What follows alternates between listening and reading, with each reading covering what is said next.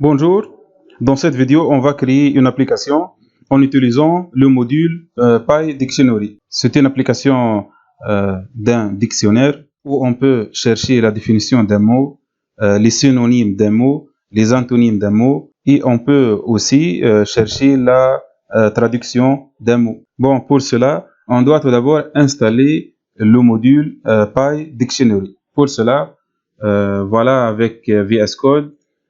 Terminal, New Terminal pour afficher cette partie de fenêtre. Puis pour installer un module, c'est toujours la même commande, pip install, puis le nom de module et entrée.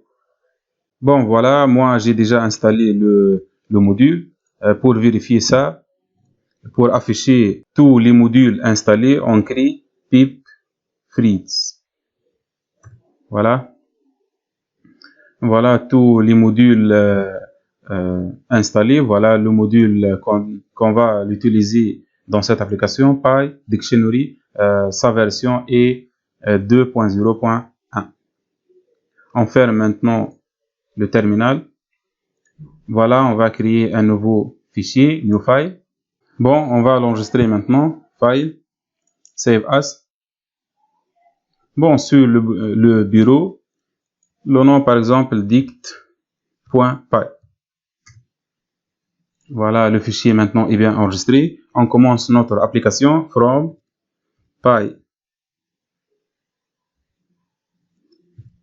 PyDictionary. Voilà, il faut dans l'appel de module. L'appel de ce module est sensible à la casse. Donc, il faut écrire la lettre P en majuscule et la lettre D en majuscule. Import. On va importer le même nom, c'est PyDictionary.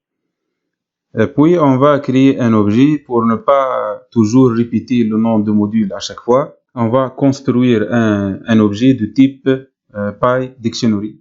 Voilà. On utilise le constructeur de ce module.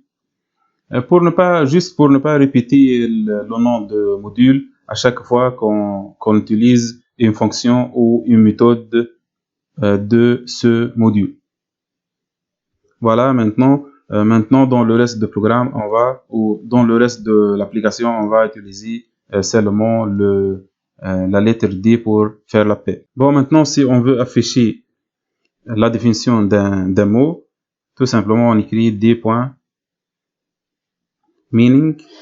voilà, entre deux parenthèses et entre deux guillemets, le mot. Par exemple, le mot book en anglais. Voilà, si on teste maintenant, on va exécuter notre application. Voilà, il vous donne une définition. C'est un nom, voilà, noun, a written work or composition that has been published.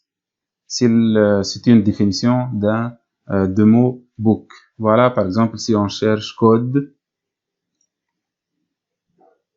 voilà, code, asset of rules, etc. Je vais copier ça.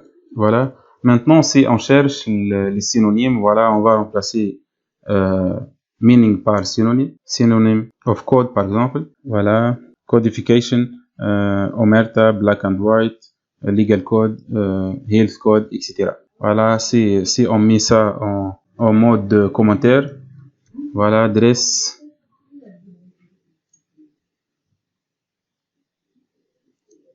Voilà, il vous donne les synonymes de mots dress.